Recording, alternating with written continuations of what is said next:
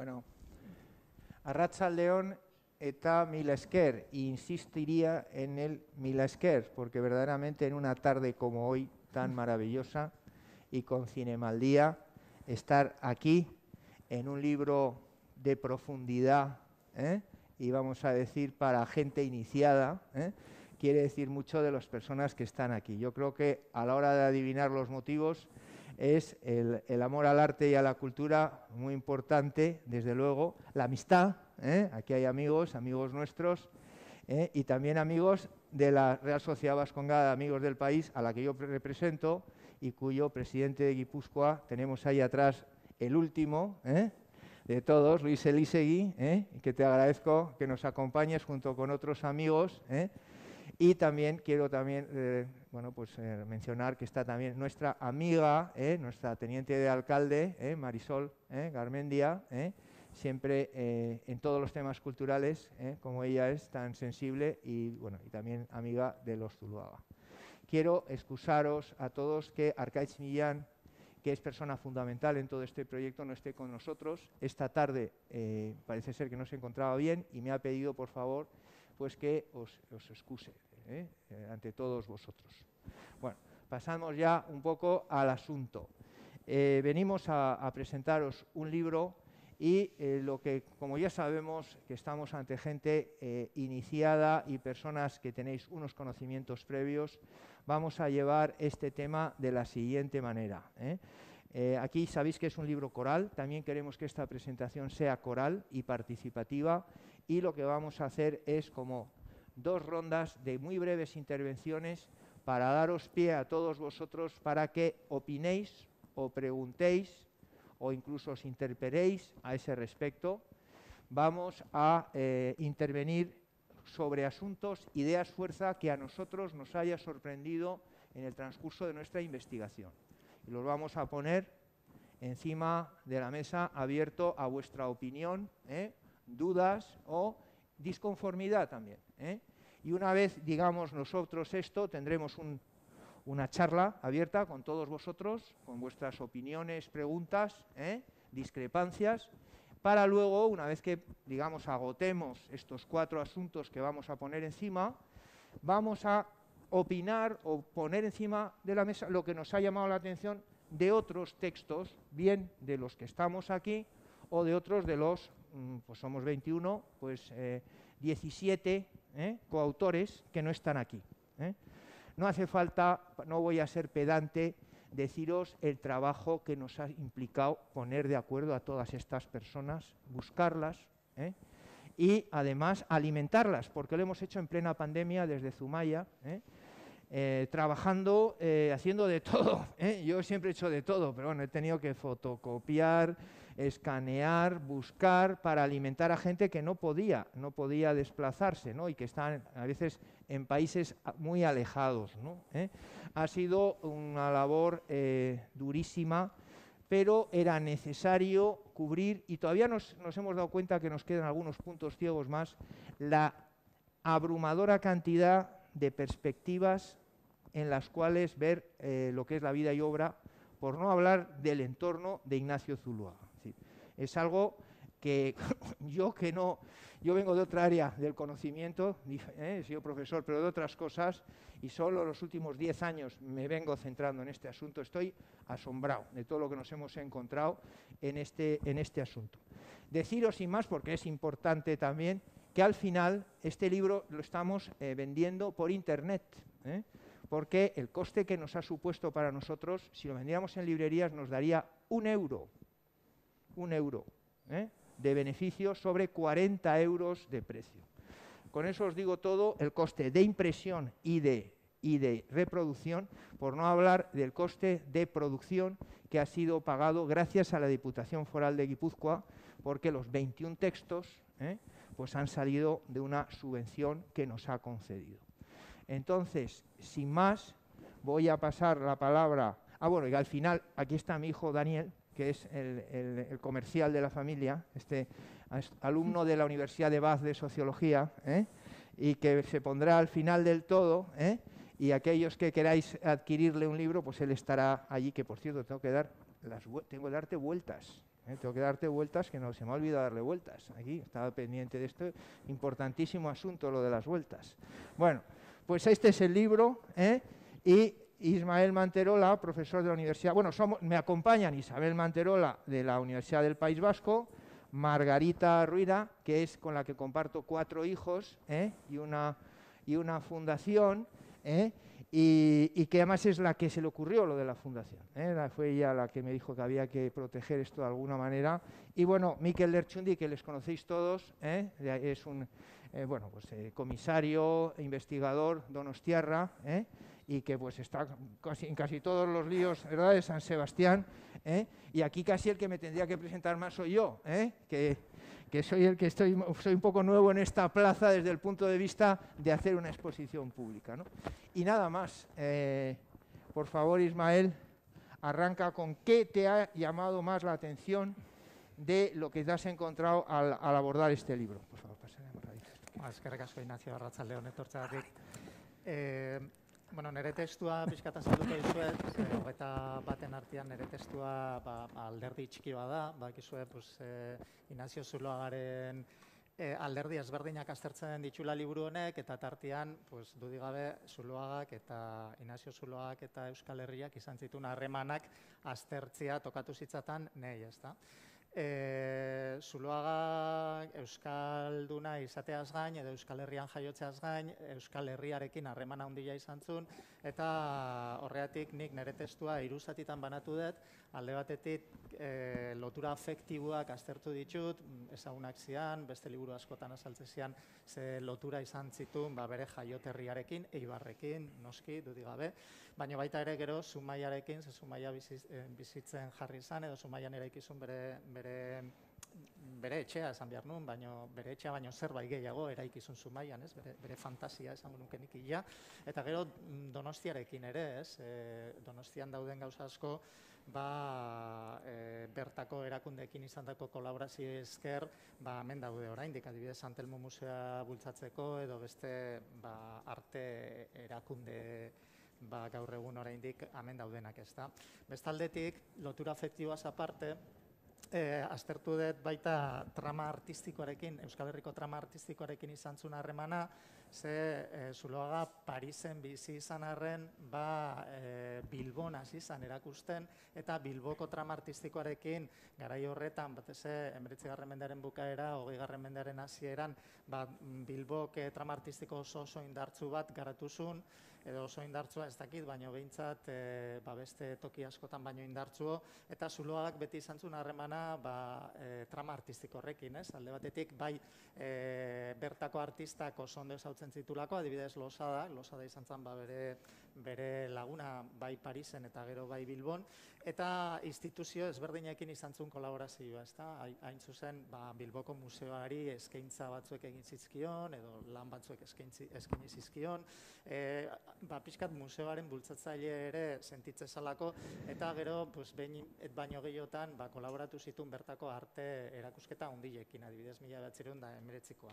Baina, Ignaziok eskatu diten bezala, zein da nire testuaren gehien harritu nauna izan da azkenengo zatila, ezta? Nola, Zuloagak Euskal Herriko artearentzat suposatu zuen eredu edo figura importante bat nola bihurtu zen. Hori da, pixkat gehien azpimarratuko nukeena nire testutik, ez? Alde batetik, beti hitzegintzalako edo polemika edo eztabaidak piztu zitulako Zuloagaren pinturak euskal gaiaren inguruan, hau da, euskal gaiaren ezaren inguruan hobeto esan da agian, eta bestaldetik Zuloaga nola bihurtu zen teoriarentzat edo euskal arte balizko batentzat eredu, ez? Zer da euskal arte bat garai horretako teorikoentzat, Zuloaga izango litzateke eredu bat. Eta hori, ez da askotan azpimarratu eta nik usten dut azpimarratzeko kontu bat dela,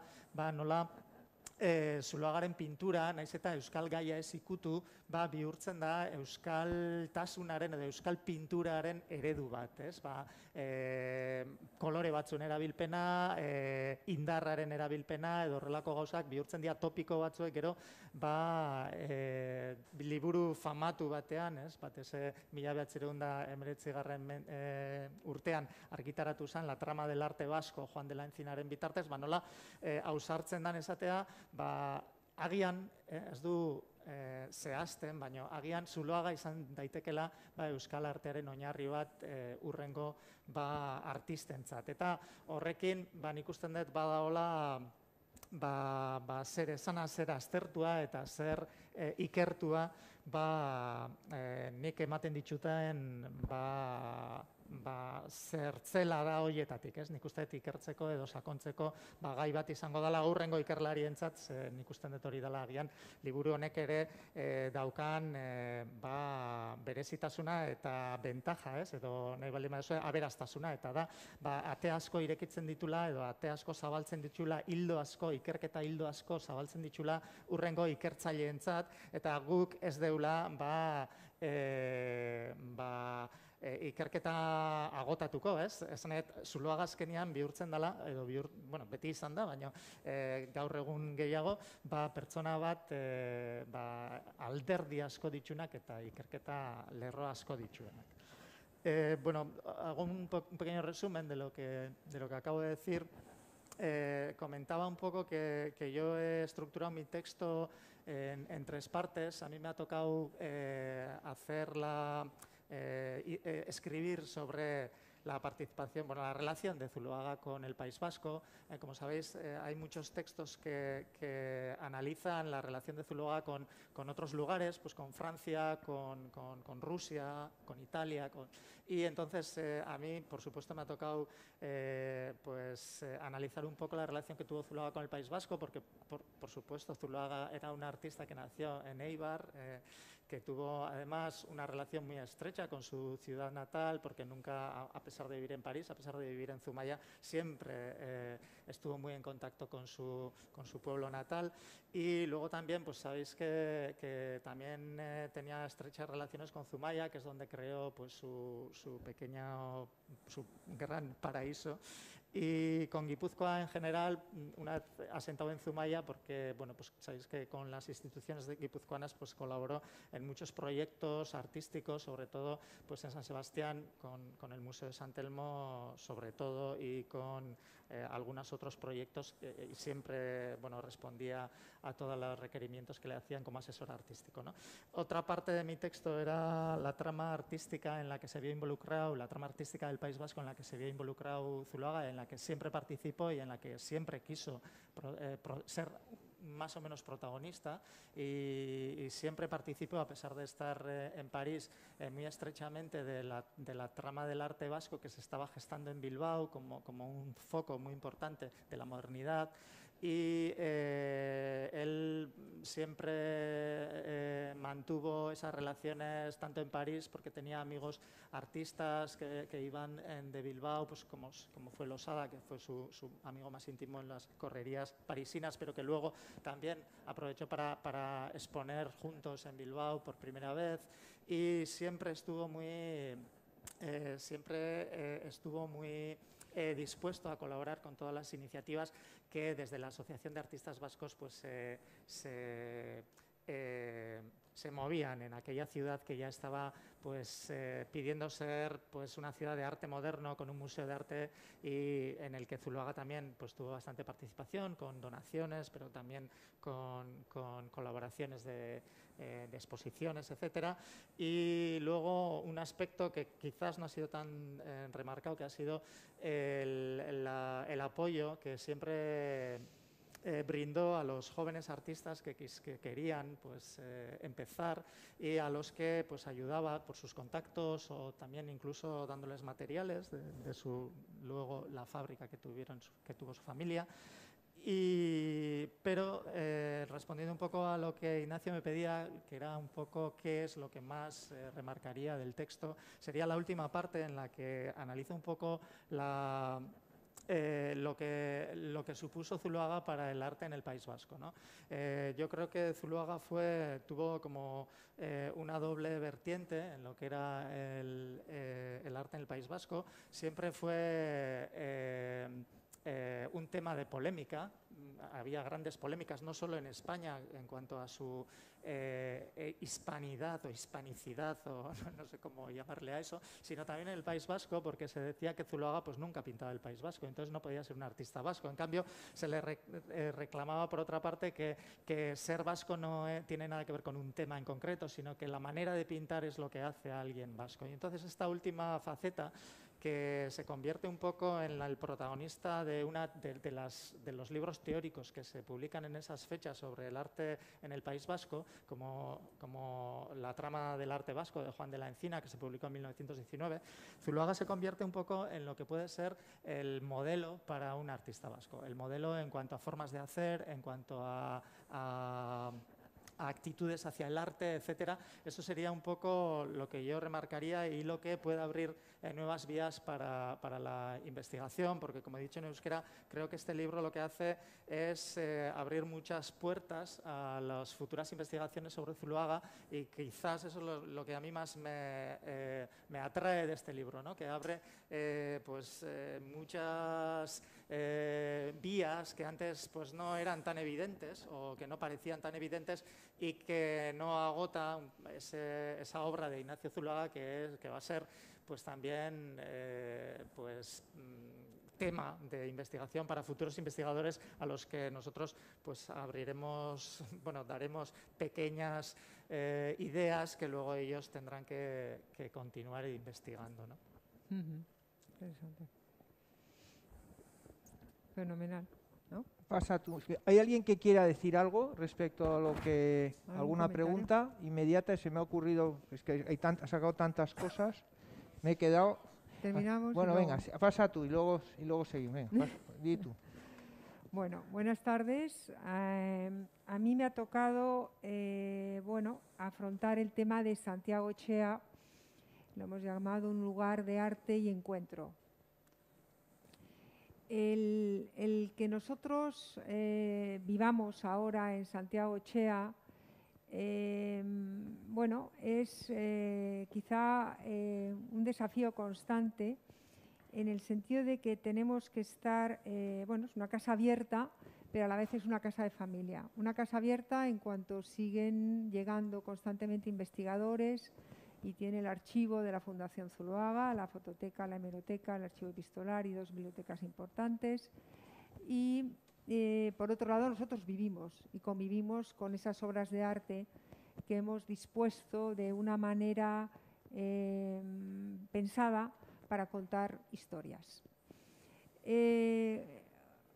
Cuando estás en Santiago Echea y tienes que escribir sobre Santiago Echea, quizá podría decir uno es más fácil, porque estás viviendo en el ambiente, estás viviendo en el paisaje que Ignacio quiso, y que Ignacio, de una manera yo diría heroica, se le plantó o se puso en la cabeza, ¿no? Cómo se puede afrontar comprar un arenal rodeado de marisma y de mar para hacerse una casa, un arenal donde no había absolutamente nada, una casería más pegada al camino que une Zumaya con Guetaria, pero donde él construyó, pues era un espacio donde incluso en mareas vivas pasaba el mar por encima. Bueno, a mí me interesa mucho, y creo que un aspecto relevante ha sido que acometer una obra tan heroica, yo llamaría, o tan atrevida y valiente, como la que aborda Ignacio al construir Santiago Echea, marca un momento en su vida, ¿no? Hasta entonces, estamos en el año 1910, cuando él compra esa casa, y el 14 cuando la inaugura, 4 años después.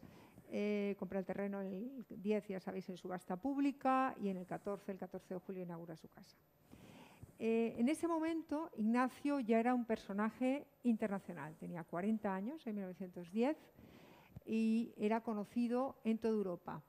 En el 12, 13 y 14 también son años fundamentales y decisivos a las exposiciones y premios que consigue, que sigue cosechando. En el año 9 ya había ido a Estados Unidos y Ignacio ya había viajado había expuesto en toda Alemania, Austria, había expuesto en Rusia, había expuesto en Inglaterra, por supuesto en Italia, había expuesto en varias bienales, la del 3 y el 5.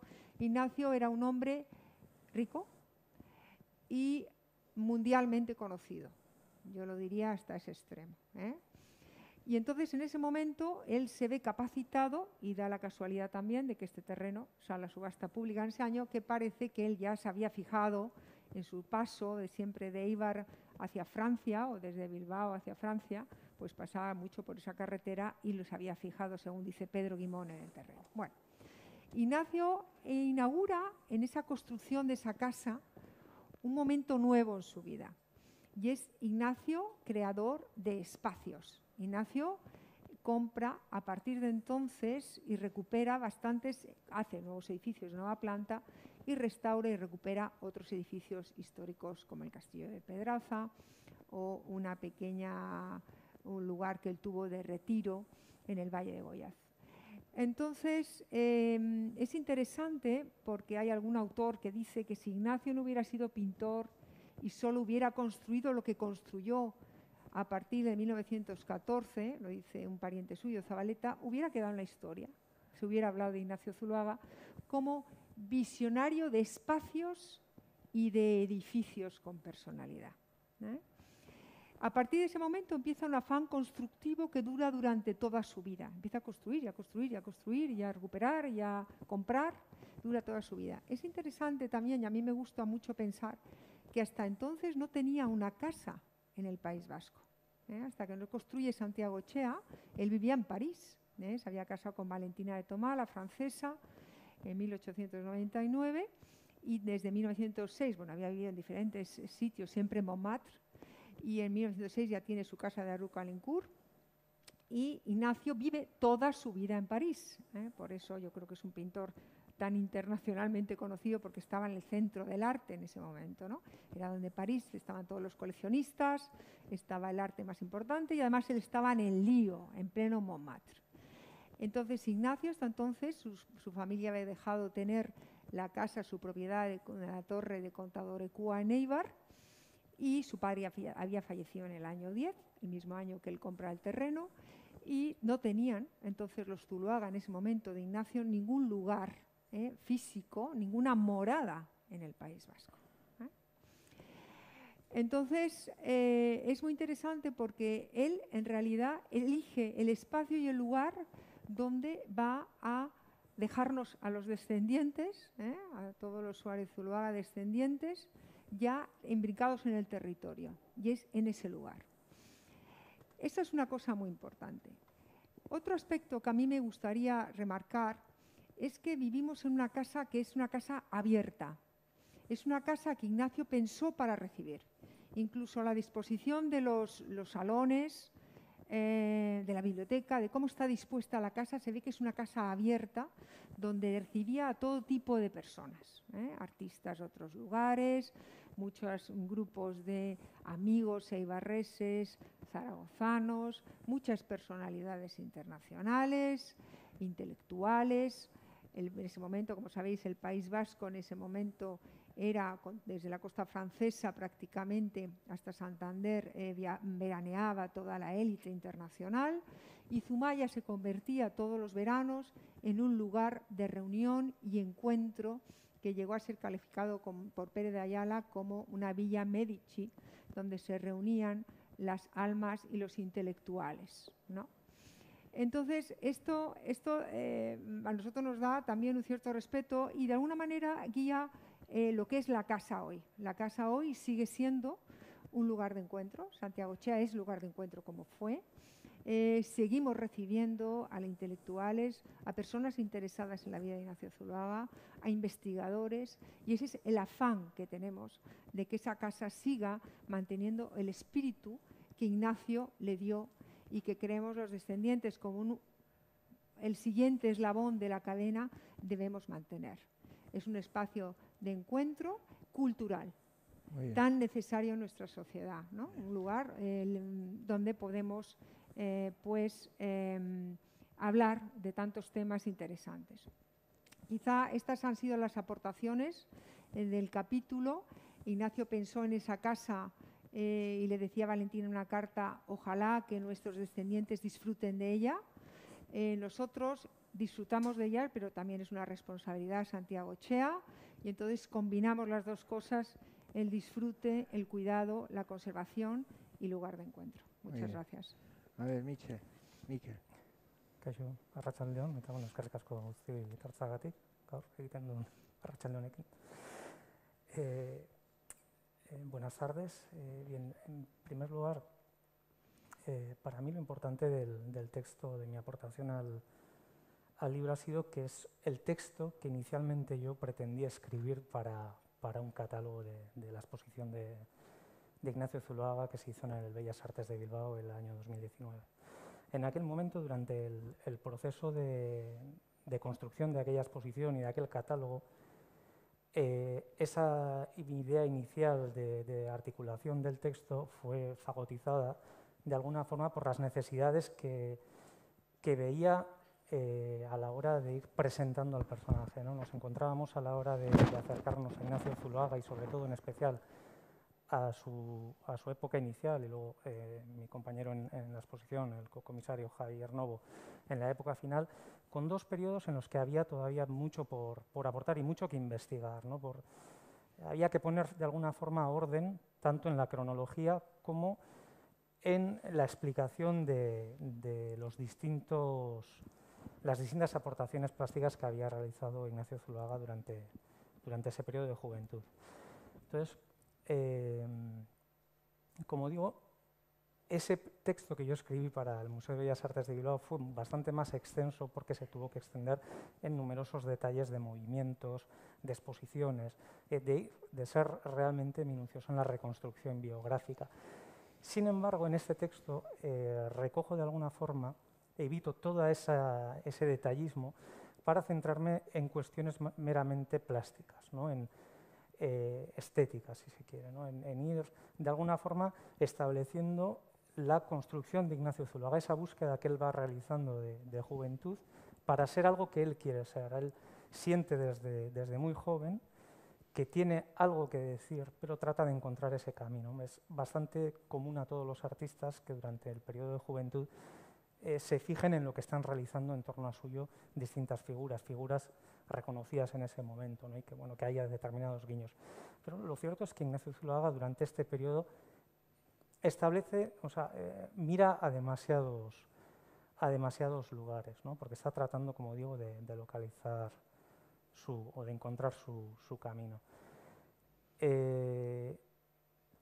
Desde las obras de infancia, de la primera juventud en torno a la adolescencia, hasta su primer paso por Roma, donde tiene un acercamiento al posfortunismo, ¿no? De la mano de José Chena, un pintor de Hendarí, que fue su, digamos, maestro, compañero en Roma, al paso en París, ¿no? Entonces ahí sí que he articulado el texto en, digamos, 4 bloques, ¿no? Por un lado, el acercamiento que Ignacio Zuloaga hace de la mano de sus compañeros en la sociedad o en la Academia de la Paleta, como son Santiago Rusiñol, Ramón Casas, Pablo Uranga, Paco Durrio o su cuñado Maxime de Tomás, el acercamiento que hace al naturalismo. Y como año a año prácticamente va estableciendo cambios, ¿no? De los años 90-91 hay un acercamiento que es clarísimamente al naturalismo que se estaba dando en París desde la década de finales de los años 70. En el año 92-93 hay un acercamiento mucho más intenso al impresionismo, incluso con algunos guiños al posimpresionismo, ¿no? Al puntillismo, con algunas obras que realiza incluso en el País Vasco, ¿no? Unos paisajes de Bermeo puntillistas. Y en el año 93-94 el acercamiento más claro al simbolismo, ¿no? Donde deja por un lado esa búsqueda de la representación de una realidad tangible para, de alguna forma, centrarse en algo más subjetivo, no más emocional. Entonces, Eso ha sido, yo creo que bastante interesante ir reconstruyendo con las obras que nos han ido llegando, porque también hay que explicarlo. Ignacio Zuloaga, a lo largo de su vida, fue destruyendo muchas de las obras de juventud, ¿no? Él fue limpiando de alguna forma aquellos pecados de juventud que creía que había cometido y se dedicaba, de hecho, en alguna carta a un biógrafo suyo, Algoritmo, creo que es, en el que comenta que compra todos los años obras solo para destruirlas. Entonces, como digo, en base a lo que se ha conservado y a la múltiple correspondencia que pudimos consultar en el proceso de la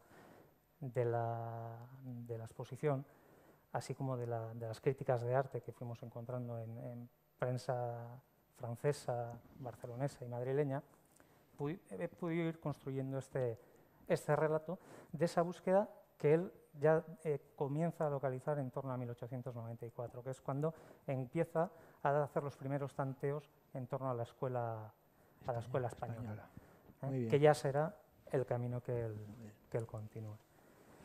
Y la idea, digamos, que me parece más importante es cómo él, a través de esa mirada a las vanguardias, a la mirada a la modernidad que realiza, ¿no? Fijándose, por un lado, en Whistler, en Carrier, en Raffaelli, en Degas, en Manet, cómo con esa mirada él va acercándose a los distintos referentes de la pintura española de los siglos XVI y XVII, ¿no? Por un lado al Greco, por otro lado a Velázquez, a Rivera y posteriormente ya a Goya. Muy bien. Bueno, yo acabé haciendo 2 textos. Al principio iba a haber hecho uno, pero es que me mandaron uno que no me valía, y que era importante cubrir, que era la introducción, y acabé haciendo un libro de familia. Yo he sido muy, como profesor anteriormente, he trabajado mucho en sagas, ¿no? Y en lo que es en la construcción de valores familiares, y me lo he aplicado a nuestra familia con un primer texto sobre la historia de la familia Zuloaga, ¿no? La historia de la familia Zuloaga y sus precedentes. Tema en el que estamos, además, hay muchísimo por aprender y estamos empezando una tesis doctoral a través de una persona dedicada a Plácido Zuloaga, un señor que gana 36 medallas en muestras internacionales y le condecoran 6 países europeos y del que no se sabe nada, solo que la mayor parte de su producción está en el extranjero, ¿no? Y bueno, hay una idea de este tema familiar que a mí me ha impresionado y me ha condicionado mucho, que es que nuestra familia es una familia de emigrantes desde 1794 y algunos nacidos en Madrid y otros muertos en Madrid, pero que ha estado entre Madrid y París desde la Guerra de la Convención, desde aquel día en que Eibar es destruida, y emigran primero uno con el resto de armeros ibarreses a Trubia, a Oviedo, para hacer la fábrica de armas, otro a Madrid y finalmente el tercer hermano también a Madrid. Y esta impresionante fidelidad a la tierra que Richard Levin remarca en una frase de lo inexplicable vasquidad de Eusebio Zuloaga, que solo pasó 4 años en el País Vasco hasta luego su muerte, luego muere aquí, en Deusto, pero que prácticamente toda su carrera la hace en Madrid, porque era armero del rey, claro, tenía que estar en el Palacio Real, y en el extranjero, y formándose en Bélgica, Francia, y en el extranjero. Pero él tiene una continua insistencia en volver a los orígenes y, de hecho, incluso monta una fábrica a distancia y la lleva a través de un hermano, que, claro, Eibar estaba a 3 días en diligencia de Madrid, ¿no? Pero es que durante más de una década tiene abierta una fábrica en Eibar, ¿no? Y se casa con 3 eibarresas, una detrás de otra, 2 primas y una sobrina, ¿no? Entonces, la historia de la fidelidad a la tierra desde ese cosmopolitismo que ha llegado, yo soy la 7ª generación de emigrados, retornados, ¿no? Pues es una cosa que además me ha conmovido y me ha supuesto un incentivo también, ¿no? Aunque ya estaba decidido evidentemente, pero ahora me he enterado de esto, ¿no? Y de una serie de valores que en unos casos se presentan más y en otros menos en los distintos miembros de la familia, porque también hay gente que ha renegado de la historia familiar y han seguido caminos individuales distintos al que ha sido a los más comunes, y ahí hay una explicación sociológica de cuáles son los valores familiares y también lo que él llama la bandera de los Zuloaga, ¿no? esa expresión que Ignacio hace al respecto de su sobrino Fernando Zuloaga, el gran médico ibarrés, persona ejemplar y dedicada a su pueblo toda su vida, discípulo de Ortega, y en una carta a Daniel Zuloaga le dice, este será uno que dejará bien puesta la bandera de los Zuloaga, ¿no? Entonces hay una cuestión en ese aspecto familiar, de lo que es la peripecia de la familia, y otra de los valores familiares en el que él se mueve, y finalmente está el tema de su temperamento, en el que hay pues un montón de cosas, que hay de todo, un mentiroso y un fabulador y un marrullero, que era, ya sabéis que le encantaban los gitanos, y él en todo el chalaneo y todo ese tipo de cosas se manejaba fenomenal, y él además la realidad le importaba como un referente, pero al final él construía su propia realidad, porque él es extraordinariamente moderno, como de alguna manera apuntado. Se fija en lo clásico y lo tiene muy presente, pero a su vez lo manipula a su antojo. Bueno, este es uno de los textos, y el otro texto se refiere al tema de la famosa cuestión Zuloaga, que es abrumadora. Tanto que voy a escribir un libro sobre ello, porque es que me he quedado solo en el comienzo, es decir, sobre este asunto solo hay cientos de artículos, ¿no? Y literalmente es un asunto, pues no quiero, porque quiero ser breve y entrar en la discusión de todos vosotros y vuestras contribuciones, que hay que interpretarlo contextualizado. Es decir, una guerra y una humillación nacional, era el enfermo de Europa, España, junto con Turquía, y en ese momento estos cuadros generan una impresión fuertísima y una indignación por parte de las autoridades y la prensa madrileña. Cosa que además al principio era injustificada, en el sentido de que el primer cuadro, que genera la polémica y le persigue casi toda su vida, porque 20 y 25 años después se seguía hablando de la exclusión de Ignacio Zuloaga, incluso 30 años después, en los periódicos internacionales de la exposición de 1900, y que se debe a una rocambolesca sucesión de acontecimientos que esta vez sí que han quedado perfectamente determinados, porque con paciencia infinita y transcribiendo los artículos de prensa, porque casi no se pueden ni leer, hemos ido encontrando el hilo, así como de las cartas he ido encontrando, en este caso yo, de los acontecimientos que llevaron a semejante lío, y que implicó la gran paradoja. Una persona que es denostada, con gravísimas acusaciones personales, ya no solo de palabra, estaba en la calle, con silbidos públicos, yendo por la calle y en restaurantes, sino que incluso él llega a enfrentarse y a hacer cartas abiertas en el Imparcial y en el Mercure de France. Y se enfrenta al gobierno y se niega a estar en exposiciones internacionales. Estamos hablando de un individuo que desafía a su propio gobierno, y al que, por una serie también yo creo, de cuestiones de oportunidad y de interés personal, una serie de jovencitos, porque eran jovencitos, relativamente jóvenes, de 30 años, desconocidos totalmente desde un punto de vista literario, que luego se llamaron Grupo de los Tres, y posteriormente se incluye su maestro Miguel de Unamuno, lo que se llama el corazón de la generación del 98, le adoptan para criticar al gobierno de derechas, porque eran todos anarquistas o socialistas en aquella época, ¿no? Y luego, pues si esto no queda así, la nueva generación, con una visión totalmente distinta, porque no eran casticistas, sino que eran europeístas, a su vez adoptan, con distintas posturas, porque no son todas iguales, las obras de Zuloaga para también arremeter contra el gobierno, el famoso artículo de desafío de Ortega y Gasset contra el conde Romanoles, ministro de Instrucción Pública, desafiándose a que se atreviera a hacer una exposición Zuloaga en Madrid, que a su vez es el comienzo de toda la labor ensayística de Ortega sobre arte, la deshumanización del arte. Lo principal de la labor ensayística de Ortega y Gasset son críticas a cuadros de Ignacio Zuloaga. Y todo está ligado a la famosa cuestión Zuloaga, que es el segundo texto al que yo me he dedicado. Entonces, bueno, he hecho un artículo sobre la familia de introducción, que hay una persona que está ya arrancando más exhaustivamente sobre ello, y otro que es sobre la cuestión Zuloaga. Y ahora pasaos vosotros a lo que queráis, abrís campo. Me gustaría, si os parece bien, si tenéis a bien, identificaros para que así nos llamemos por nuestro propio nombre, con el nombre propio, y si queréis poner el apellido, de dónde sois, si hay alguien de Eibar o lo que sea, y quien quiera intervenir, por favor, que levante la mano, y la compañía Amparo pues va a acercaros el micrófono. A ver, Sebas, por lo menos tú, que tú sabes muchísimo de Zuloaga.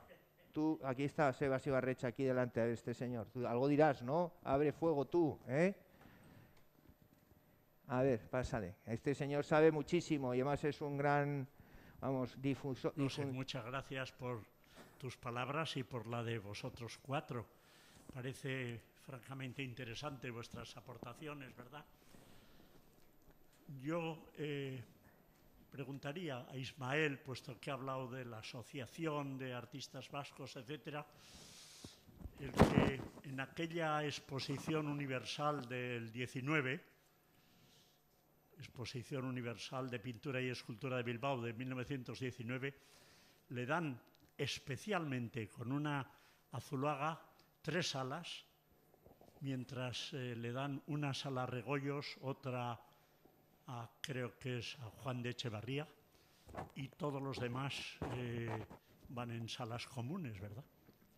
O sea que verdaderamente le ponen en un altar a Zuloaga en aquel momento, en 1919. Sí, bueno, es una exposición que pretende ser internacional, por lo tanto, el artista vasco internacional era Zuloaga. Entonces, era una manera de que esa exposición fuera verdaderamente internacional, ¿no? Y aparte, yo creo que Zuloaga tuvo mucho papel en que participaran artistas franceses, de los cuales algunos eran sus amigos, pero otros pues tenía contactos por medio de galería, etcétera, y entonces eso hizo que Zuloaga tuviera un lugar especial en la exposición.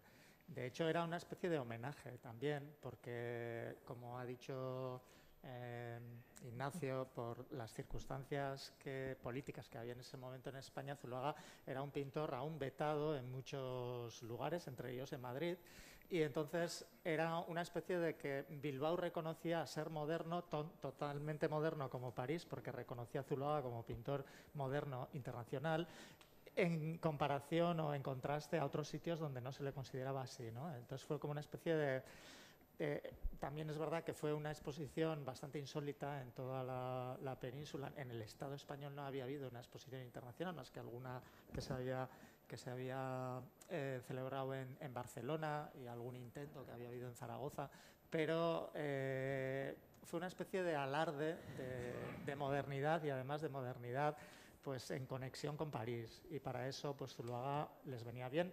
Además, Zuloaga colaboró estrechamente con la Asociación de Artistas Vascos desde su creación en el 11, por lo tanto fue una especie de reconocimiento oficial que no se le ofrecía en otros lugares, ¿no? Y es verdad que se le dieron unas salas paradójicamente vacías en un principio, porque no llegó su obra hasta una semana más tarde de la inauguración, pero también esa especie de 2 inauguraciones sirvió como homenaje a Zuloaga por parte no solo de los círculos artísticos, sino de los círculos políticos también, sobre todo de la Diputación de Vizcaya en ese momento, ¿no?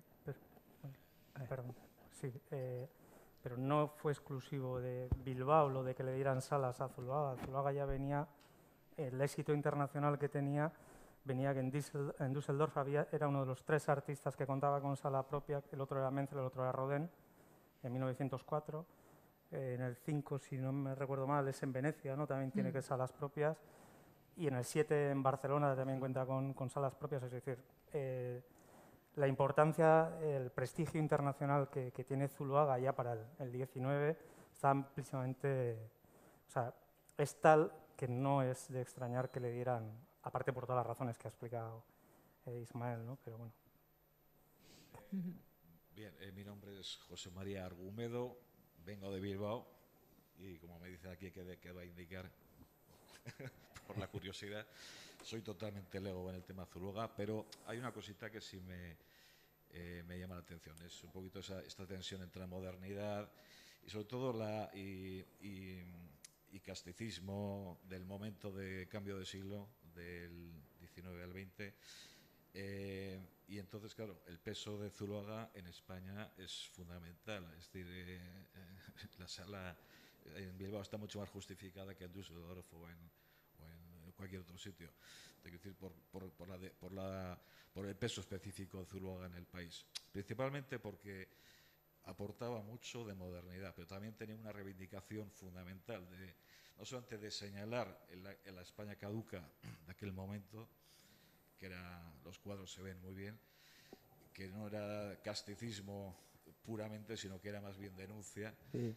Y por otro lado, el carácter de querer rescatar los valores que eran rescatables en ese momento.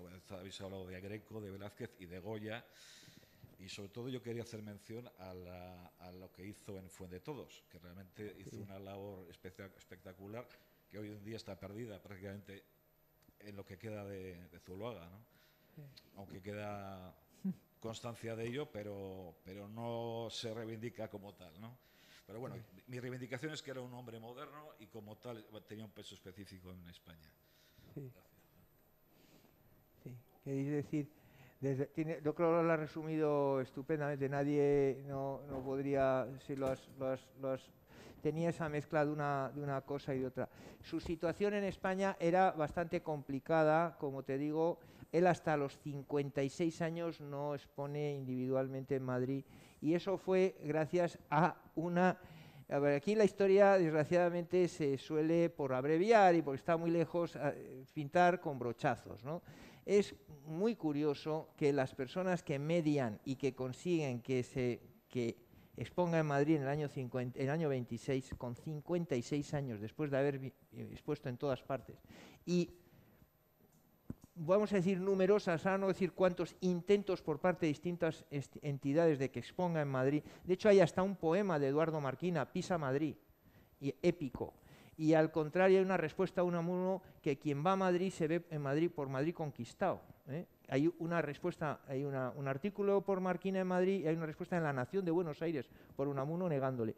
A lo que yo voy en esta historia es que hasta los 56 años y siéndolo todo ya en el mundo, no va a Madrid por la enemistad y la fobia, incluso en algunos casos determinados círculos hacia su persona, por este asunto de la mala impresión y posiblemente de los celos, y de que había dos grupos de artistas que yo ahí pues pongo bastante historia, que era el catalano-vasco, que se forma en París, y el madrileño-valenciano, que se forma en Roma.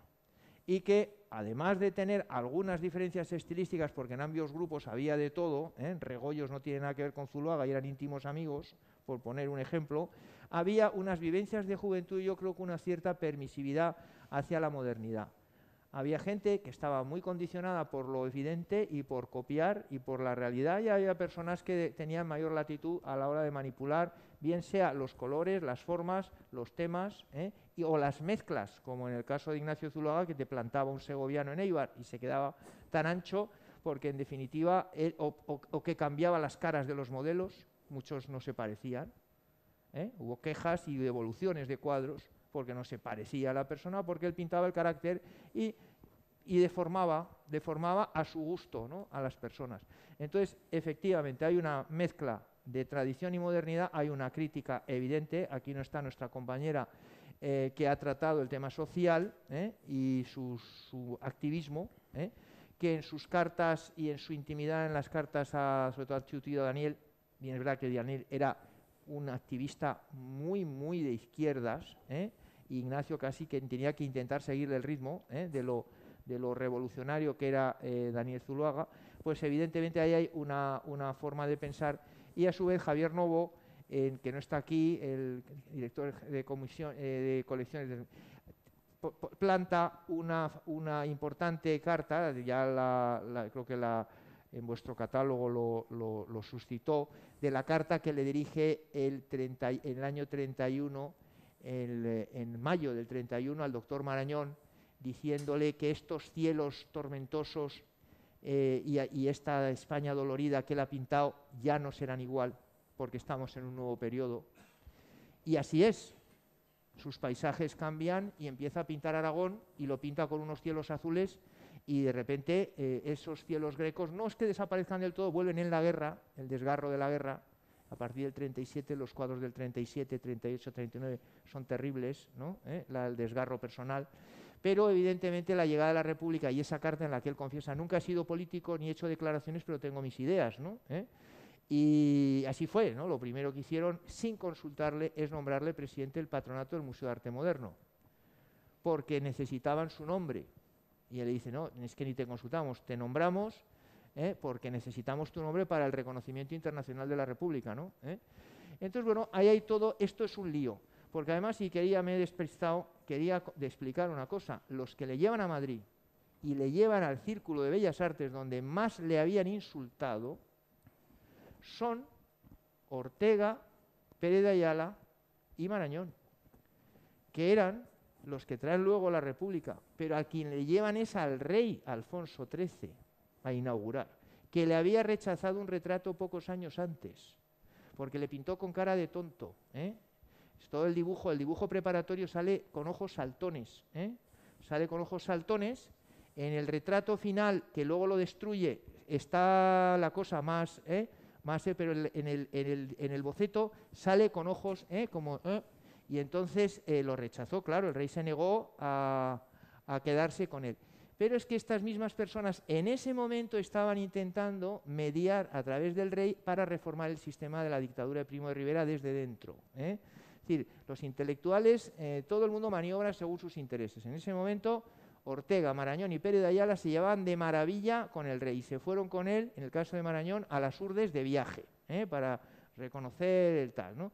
Es decir, en las vidas de todas las personas hay evoluciones y hay saltos, ¿no? Y en este caso es muy curioso, para mí, desde mi punto de vista, el que los padres de la República en ese momento se llevaban de maravilla con Alfonso XIII y se llevaban de maravilla con el establishment de Madrid, al que luego desmontan, porque luego podríamos seguir hablando y hablando de las peleas entre personas utilizando a veces banderas. La gente no es que se aporta las banderas, la gente usa las banderas para defender sus ideas y sus intereses del momento, ¿no? Entonces, esto da para una novela. Vamos, yo particularmente voy a escribir un libro entero sobre el asunto, porque es inacabable y enseña mucho a lo que vemos hoy en día. Enseña bastante porque son pautas de comportamiento que se repiten desde mi perspectiva de observador actual. Me he alargado, lo siento. A ver, más opiniones, más preguntas. Yo quería decirte que has tocado el tema de Fuendetodos y efectivamente hay en algunos temas que Ignacio ha quedado un poco, pero vamos, estamos intentando subsanar y estamos trabajando ya desde hace un tiempo una exposición Goya Zuloaga para poder, pues todo este tema, ponerlo en su sitio. En el libro hay una aportación de Junquera, Juan José Junquera, sobre Goya Zuloaga. Hay muchísimo más, hay que hablar muchísimo más de ese tema. Yo estoy muy satisfecha con el trabajo que se ha hecho sobre Zuloaga y el Greco. Por fin se ha escrito un artículo que deja el tema un poco centrado, o bastante centrado. Siempre se habían dicho 4 tópicos. Bueno, pues ya Javier Barón pues, se ha metido en el tema, se ha metido en archivo y arma un artículo interesante que puede seguir dando de sí, pero bueno, ya la base está. El tema de Zuloaga, Zurbarán también ya tiene unas bases para trabajar y está centrado, que estaba sin centrar, pero Goya Zuloaga vamos a trabajarlo mucho más para, como tú dices, poner las cosas en su sitio, ni más ni menos, lo que fue y cómo fue. Y entonces pues está una información muy dispersa y tenemos que hilarla y lo haremos en una gran exposición en el año 22. Aquí estamos empezando en casi todo, estamos rascando la superficie, porque hay una cantidad de fuentes que están apareciendo insospechadas, sobre todo desde el extranjero, porque son miles y miles de documentos. Y en fotografías que estamos intentando desentrañar quién es quién, hay, no sé, 7.000 o 8.000 fotografías. Es una cantidad, es abrumador, a 4.500 cartas. Y luego además muchas de las cosas que hay, nos hemos dado cuenta, muchas de las transcripciones que hay en Internet están mal hechas, incluso las asignaturas. Entonces no hemos facilitado, nosotros, la familia, no hemos facilitado los medios para poder trabajar en condiciones. Porque es que hay tanto y tantos idiomas que es muy difícil. Es que, de verdad, es inabarcable el asunto. Tenemos para años y años de ir buscando cada hilo y haciendo un trabajo como es debido, porque aquí estábamos aplastados por el gran trabajo de la Fuente Ferrari, con unas mentalidades y una visión nacionalista española, digámoslo claramente, pues que no representa la totalidad, puede representar algún aspecto, pero no todo, ¿no? Sí. Esa era un poco una losa, ¿no? La Fuente Una Ferrari losa. Nos ha aplastado a todos. A la hora de enfrentarse, yo el recuerdo que tengo es que durante los 5 años que estuvimos trabajando, joder, era acercarte a Zuloaga con no sé si conocen el libro, bueno, es un libro voluminoso, pesado, un verdadero adoquín. Y claro, y bueno, también hay que reconocer que está hecho en los 40, editaba, creo que es en 50, 51, y con aquellos medios, y el trabajo es realmente loable, ¿no? El engarce que hace de toda la documentación, pero claro, de la Fuente Ferrari en adelante está muy bien que se sigan haciendo estudios, porque no es que sea el tema inagotable, pero casi. Sí. O sea, Él lo que tuvo es que estuvo mucho tiempo en Zumaya con los descendientes y aparte que le conoció. Él tuvo esa enorme ventaja y luego manejó pues todo, porque estaba todo en una mano y estuvo mucho tiempo allí. Entonces sí que es verdad que tuvo ese acceso directo a su viuda y a su hijo y pasó muchísimo tiempo en Zumaya manejando directamente las cosas. Y claro, si te oyes mucho, y luego le pagaron un viaje a París, estuvo mucho tiempo, tuvo unos recursos para aquella época muy importantes. Pero efectivamente, luego recordemos que era el año 50, está en una época muy marcada, con una presión social y con unos intereses. Ignacio Zuloaga le vino estupendamente al franquismo. Hay un artículo que hizo Javier Novo hace unos años, que es la utilización de Ignacio Zuloaga por el franquismo, y hombre, yo no estoy de acuerdo en todo, pero la idea fuerza principal es absolutamente verdad. Este señor, que Javier Novo también lo explica muy bien en el libro, de una manera también novelesca, porque viene desde Francia, en plena guerra, le están protegiendo los milicianos su museo, ordenado por el Ministerio de Interior. Luego hay un informe político que desentrañó y lo publicó en Zumaya, y lo colgó ahí en la exposición de Zumaya Ismael Manterola, ¿no? El informe político del alcalde de Zumaya acusándole de rojo y separatista a Ignacio Zuloaga, ¿no? Y ahora estamos cuando se enrola a su hijo para salvar al padre y se va al frente de Toledo para combatir, para intentar, porque el padre estaba siendo perseguido por el alcalde Cosme Iraundegui de Zumaya, ¿no? Y acusado en ese sentido, ¿no? El asunto es, todo es tan retorcido y es tan complicado que realmente lo que presenta la Fuente Ferrari es una simplificación y fue utilizado por un gobierno que tenía un personaje mundial a su disposición y con el además, ¿cómo diría yo? Porque Ignacio Zuloaga era un señor vehemente y exagerado y tenía filias y fobias y era supersticioso. Y una persona que le encantaban los gitanos y el chalaneo y hacer una vida personal. Y él, cuando se siente traicionado, arremete, con ira además, porque en este asunto... Ay, perdón, esto soy yo. Perdón, no. Y este señor, pues es utilizado y esa losa la ha seguido hasta el día de hoy, vamos.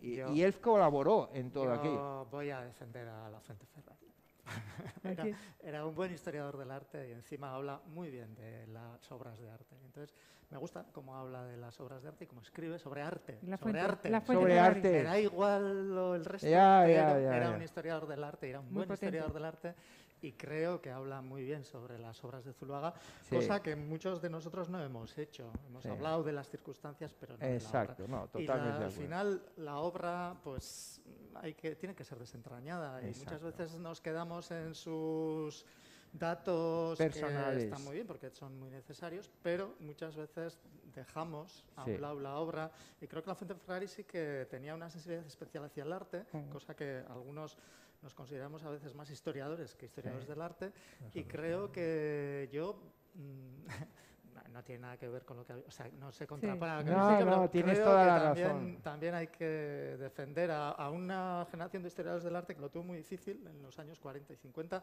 con una modernidad prohibida casi, y que ellos pues hicieron lo que pudieron, pero tenían una sensibilidad hacia el arte que hay que agradecer también en unos tiempos muy oscuros, difíciles, muy grises y muy difíciles, ¿no? Qué bien. Sí, Mikel Mesanza de Getxo. Quiero señalar que en cierta forma recuerda también la figura de Miguel de Unamuno, la manipulación que ha habido en el franquismo con Miguel de Unamuno. Ha sido algo en cierta forma similar a lo de tu bisabuelo, Ignacio. Sí, lo has dicho muy bien.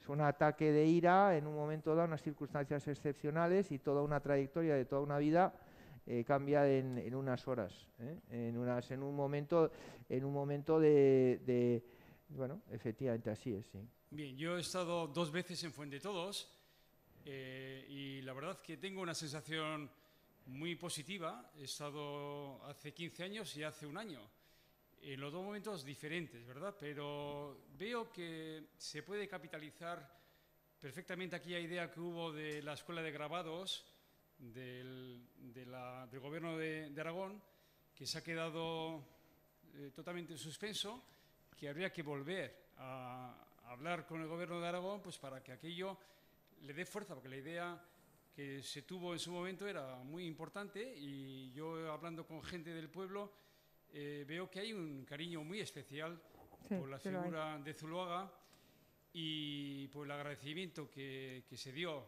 el esfuerzo que él hizo. Y bueno, hay que recordar que gracias a que la madre de Goya, la casa era de la madre de Goya, pues justo por la guerra de independencia Goya fue allí a vivir. La suerte fue aquella, ¿no? En cierta forma eso hay que darle un giro, y hay que darle, me parece un lugar especial, interesantísimo. La casa natal de Goya está muy bien conservada, está exquisita. Y luego esa parte donde se hacen exposiciones diferentes, pues es un lugar que es encantador. Y el busto junto a la iglesia de tu bisabuelo es precioso, está muy bien realizado. Bueno, yo quería hablar sobre todo de la época de París, que alguien me pueda aclarar un poco. Yo he vivido en Sitges como 9 años, y en Sitges se habla bastante de Zuloaga, con Rossinyol, que lo que pintaba era el paisaje sobre todo de tipo de patios, y parece que en París eran los dos gentes muy hábiles, los dos tenían esa cosa en común, ¿no? Que eran personas muy inteligentes, muy hábiles y capaces de llegar a comprar un par de cuadros del Greco a un coleccionista por muy poco precio, con esa habilidad de no dar importancia, y luego pues pudieron revitalizar. Se hizo una suscripción popular en Sitges y se ensalzó, la gente pagó por una escultura que se hizo del Greco, y luego pues hay una copia que está en el Museo de Marissel actualmente. El original, quiero decir, porque se estaba degradando, ahí está el original, y la copia está en la iglesia de San Bartolomé abajo. Entonces, si alguien de vosotros puede ampliar esos detalles de esa etapa en París de los dos, de Rossinyol y Zuloaga, que me parecen personajes muy parecidos, de esa habilidad, de saber vivir la vida, de esa capacidad de estar en todos los ambientes. También tu bisabuelo también era coleccionista como Rossinyol. Quería preguntarte, Ignacio. Muchísimo más. Mucho más. Porque su bisabuelo ya coleccionaba.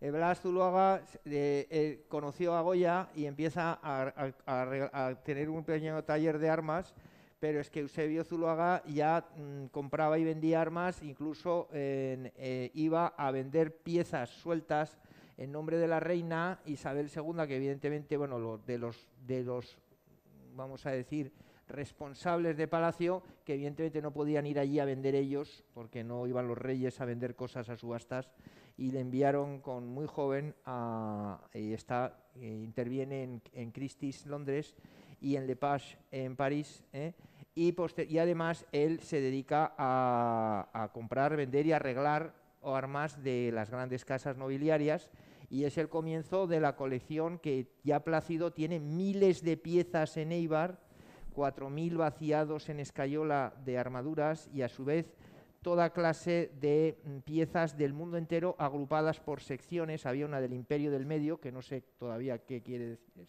eso, pero había Egipto, Alemania, Francia, Italia, España, Japón, Persia, China, México, por secciones colocadas en las... Para decir, había una abrumadora colección de la cual una parte se queda Ignacio, no sabemos todavía exactamente cuáles porque no hay un seguimiento de las piezas. Sí que hay algunas piezas, tenemos 5 o 6 localizadas porque están en las fotos y las tenemos en Santiago Echea, y algunas además las hemos recuperado recientemente. Ahora vamos a comprar otra pieza que perteneció a la colección Zuloaga y que hemos dado con ella, ¿no? Y bueno, sí, hay, de todas maneras, Miquel es quien conoce mejor el tema de París y puede extender... Bueno, la relación entre ellos comienza cuando Zuloaga se inscribe en la Sociedad de la Paleta o en la Academia de la Paleta que dirigía Gervais, ¿no? Entonces, establecen una relación temprana muy sólida que hace que Zuloaga adquiera una serie de influencias de la pintura que estaban practicando en ese momento, que era bastante similar, con sus ligeras variantes entre la de Casas y la de Rossinyol, con la de Zuloaga. Es muy interesante porque luego ellos llegan a vivir juntos en la isla de San Luis, y sobre esto yo les recomendaría un libro que no sé si está... Yo no sé si hay una edición facsímil o no, pero creo que se puede encontrar en librerías de viejo y hoy día por internet es bastante más fácil, que es Impresiones de arte, que son las críticas de alguna forma literario-artísticas, una especie de crónica de la vivencia de esa banda de amigos, ¿no? Por un lado los vascos y por otro lado los catalanes, que son Zuloaga y Uranga, con Casas y Rossinyol. Bueno, principalmente Rossinyol en ese momento ya, las crónicas que Rossinyol, como digo, enviaba al diario de La Vanguardia, que luego se editaron en un librito en torno al año 1897, por ahí. Son muy bonitas, están llenas, plagadas de anécdotas, pero muchas de ellas tienen una base más literaria e imaginativa que realmente, o sea, no son certeza gran parte de las cosas que se cuentan. Y entre ellas está el tema de los grecos, ¿no? Que Rossinyol lo relata de una forma para las crónicas de La Vanguardia, pero otra de las personas que asiste a la compra de esos grecos, que es Josep Jordà, un periodista barcelonés, lo relata de otra forma, ¿no? En el que salen peor parados tanto Rossinyol como Ignacio Zuloaga, porque parece que lo que le hacen es timar creo que es Laurea Barrau, lo que le hacen es timarle con la compra de los grecos, no informarle exactamente de qué era lo que iban a comprar. Pero como digo, pese a que no es una crónica real de todo lo sucedido, sí que es una lectura que es muy grata. ¿Sabes si Zuloaga permaneció tiempo en Sitges en las fiestas modernistas de final de siglo? A la inauguración de la estatua, desde luego sé que sí que va, y luego va de vez en cuando. Sí. Lo que pasa es que cuando va, antes de la inauguración está también con Jordà, no me acuerdo del año 90. La inauguración de la estatua creo que es del 99. Sí. Tengo un pequeño lío con las fechas, pero él hace otro viaje en el año 98 en el que está con Jordà, con Utrillo, pero no está Rossinyol en ese momento. Sí, muchísimo. Bueno, aquí tienes San Telmo para la relación con Sert. Tienes toda la historia de Guipúzcoa pintada por Sert, que es la epopeya de los guipuzcoanos, con toda la identidad guipuzcoana sintetizada en las paredes de nuestro convento, dentro que es la joya de San Sebastián. Eso es lo más importante para mí que hay en San Sebastián. Es la abrumadora épica guipuzcoana de 1000 años de historia guipuzcoana recogida por el Sert en su mejor momento, ¿no? En el Palau Marisel también hay un par de frescos muy potentes en la parte más cercana a lo que es la iglesia de San Bartolomé, de Sert también. Sí, pero lo que vas a ver en San Telmo es casi para arrodillarse, ¿eh? Es arte con mayúsculas y exclamación. Y como para llevar además unos prismáticos para entrar en el detalle de la magnificencia y de la emotividad y capacidad de sugestión que tienen esas enormes paneles de la epopeya de Guipúzcoa que es casi un estudio antropológico de nuestra historia. No, esto está diluido, mal explicado, la importancia tremenda artística, historiográfica que tiene el trabajo de Sert, que es yo creo que es la gran aportación, porque fue tremendamente criticado Ignacio Zuloaga por no poner a un vasco, concretamente Oteiza no se lo perdona en el famoso libro de Oteiza, en el que le insulta gravísimamente a Ignacio Zuloaga, y una de las cosas que le ataca es que no dejara que Aurelia Arteta hiciera la obra de otro vasco, la obra de San Telmo. Y para mí, claro, esto entra en la opinión, no sé Ismael qué opina, para mí es absolutamente abrumador los paneles de Sert en San Telmo, porque además no solamente plásticamente es una grandísima obra de arte, sino que para mí, conocedor de la historia de Guipúzcoa, creo que muy buen conocedor, me resulta tremendamente sugestivo y emotivo, y me eleva mirar uno por uno esos paneles, con todo lo que supone de representación de un espíritu, casi diría un poco épico, ¿no?, de lo que se ve allí. Ismael, no sé si quieres decir algo tú de Sert y de esto. Vamos a polemizar. Quiero un poco polemizar con Ismael. Solo una cosa también que igual para ¿Tiempo más? equilibrar la balanza, y es que Sert en los años 30 no era un pintor que portara nada ya.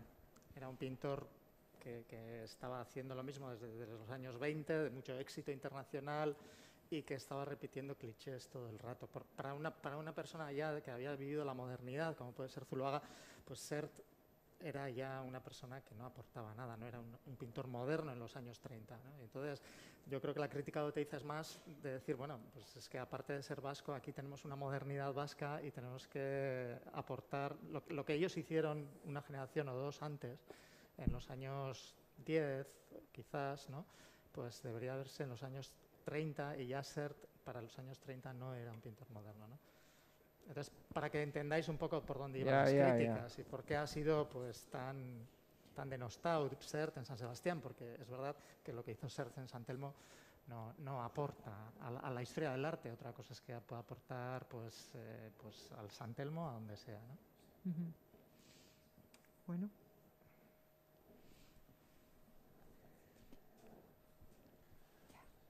Tenemos un poco más de tiempo, Margarita. Hola, yo soy Xavier y quería hacer simplemente un pequeño comentario a este debate en torno a Sert. Yo creo que Sert sí que aporta, y aporta muchísimo, y sobre todo lo que decide es que el arte es intemporal y que las modas le pueden condicionar a la hora de expresarse, pero que lo que hace Sert, y estoy de acuerdo con Ignacio, es una grandísima obra de arte, la cual yo admiro, y me da lo mismo que esté hecha en un momento u en otro. Digo, con respecto a la moda del momento. Sí, yo creo que estamos de acuerdo, porque tú también encuentras que es una de las estupendas obras de arte, ¿no? Aunque en la época pudiera haber sido más moderno. Es que, vamos a ver, es como con la moda... Yo no hablaría de modas, sino de vanguardias. Ya, son dos cosas distintas. Es como lo que hace mi mujer, Margarita, tiene el tema de la moda lenta, la moda sostenible, que te compras una camisa y la puedes seguir combinando con otras cosas toda la vida, porque sigue valiendo la camisa, porque está bien hecha la camisa, bien pensada, y es como Balenciaga. Balenciaga no pasará jamás, y se podrá combinar con un vaquero o con quien sea, ¿no? Entonces, en ese sentido, bueno, pues yo en este caso yo también comparto que la historicidad del arte creo que es una cosa que no dice mucho de la calidad del arte. Cuando un arte emociona y tiene trascendencia y es para la eternidad, ya no se puede decir más. Todo lo que va a ir con la moda y es pasajero tiene menos categoría porque es temporal, es contingente a la aprobación de los de esa época. Y no hay nada más que poder decir que un pintor es para toda la vida, ¿no?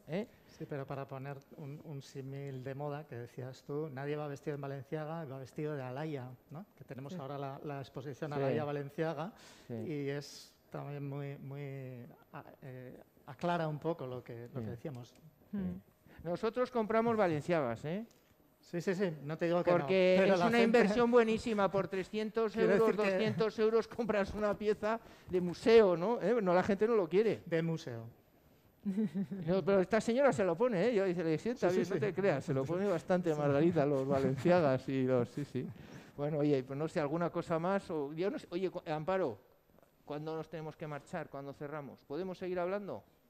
¿Sí? Ah, bueno, pues a ver, ¿Alguna cosa Porque- más? Yo 15 creo que- minutos. A ver, más opiniones o reclamaciones o disconformidades o lo que queráis. Pues al final hemos hecho la segunda ronda de meternos, de decir cosas que nos gustan de los unos a los otros. ¿Quieres tú, Miguel, decir alguna cosa que te haya llamado la atención de los otros textos? No, a mí, lo que ha comentado también antes Ismael, ¿no? Por ejemplo, a mí me parece esa visión de Zuloaga como una voz autorizada en el País Vasco cuando se establece ya aquí y la importancia que tiene para la juventud, realmente, ¿no? El hecho de ser esa especie de referente o de buscar su aprobación, ¿no? Que es el hecho de que Zuloaga haya visitado, o te habrás encontrado más de una vez, al intentar, yo que sé, un expediente de beca, ¿no? Alguien que solicita una beca, pues Zuloaga estuvo en mi exposición y me dio unas palabras de ánimo, me dio de aliento, llevé a Zuloaga a mi estudio y vio tal, ¿no? Esa persona que yo no sé si a nivel simbólico puede tener esas, ¿cómo digo?, ese carácter, ¿no? de referente y de voz autorizada, si tiene alguna equivalencia con lo que podría ser después Oteiza. Sí, yo creo que quizás sin pretenderlo también, Sí, o igual sí también. Y partiendo desde distintos ciertas puntos. vanidades masculinas, ¿no? de muy patriarcales, ¿no? Que hemos sufrido en este país mucho, pues de Zuloaga a Oteiza y los oteicianos, ¿no? Que siguen por ahí dando coletazos. Y yo creo que sí que hay algo de eso, sí, de tener un poco, de ser un poco como el supervisor de lo que podemos aprobar y de lo que no podemos aprobar, ¿no? Hombre, Ignacio, para que sepáis que es un dato interesante, sus últimas exposiciones, una es en un bar, en la taberna de Antonio Sánchez, otra en una exposición que hay en Eibar, donde está, entre otras cosas, artesanos, ¿no? Es artesanos e Ignacio Zuloaga, ¿no? Y otra con artistas jóvenes en San Sebastián. Con perdón, un señor mundial está en exposiciones colectivas con artesanos y con jóvenes, ¿eh? Y es la sencillez, ¿no? Y en la última es en la taberna Antonio Sánchez, que está en el Rastro, con un pintor aficionado, mano a mano los dos, ¿no? De hecho, hay un artículo bastante tremendo para mí, por lo que dice, una exposición en una taberna de los barrios bajos, ¿no? Es la frase, el titular, ¿no? De la taberna de los barrios bajos, ¿no? Pues esa sencillez, ¿no? Un señor consagrado con 75 años, que sus últimas exposiciones, una es de artistas, otra de jóvenes y otra con un antiguo torero en un bar, del Rastro, ¿no? Bueno, es un personaje que da para muchísimo y yo creo que vamos a tener muchísimo más. Nosotros lo que tenemos es la responsabilidad de facilitar, porque bueno, pues ha sido todo dificilísimo y más aún por estas circunstancias para personas como Ismael y como Miquel, que son los que además pues nosotros pues bueno, nos hemos tenido que actuar por falta de como organizadores, ¿no? Nosotros somos doctores en ciencias económicas, Margarita y yo, y que tocamos otras cosas, pero que bueno, pues llevamos ya una década estudiando y compartiendo, y espero que hagan haciendo muchas más cosas con Miquel, Ismael y el resto de compañeros. Y si no hay alguna cosa más que queráis preguntar o decir, ¿no? Pues muchísimas gracias a todos. Gracias. Muchísimas gracias. Gracias. Voy a dejarle...